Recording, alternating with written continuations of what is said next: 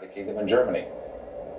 Well, absolutely. There's a significant concern. Canada has less of a problem with terrorism than those countries do, has fewer terrorist cells that are active, for example, that they believe poses an immediate threat, and they're very carefully monitored for the most part. But certainly there's been a concern before Canada Day. The RCMP were visiting some locations that rented large vans and trucks, warning people at the front desk that if they saw anything suspicious to please let them know because they were concerned.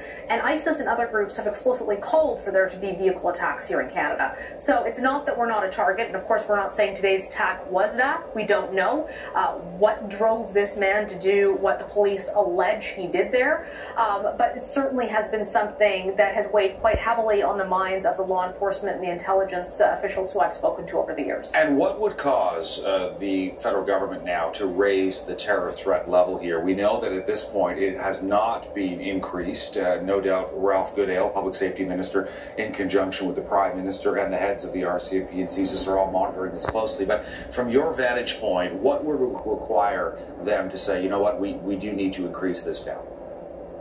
You know, we actually don't know because it's never increased.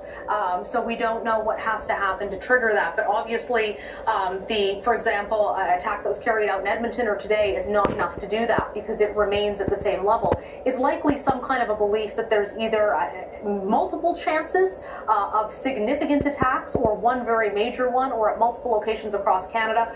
We don't know precisely, but the bar appears to be certainly higher than a single incident. They'll be trying to determine if there could be any broader implications to this or concerns. At this point, they're not indicating publicly one way or the other, but certainly whatever has happened in the past and the threats that they've been monitoring have not been enough to change that threat level. So it's likely something quite significant that would have to develop or be anticipated before they move the line.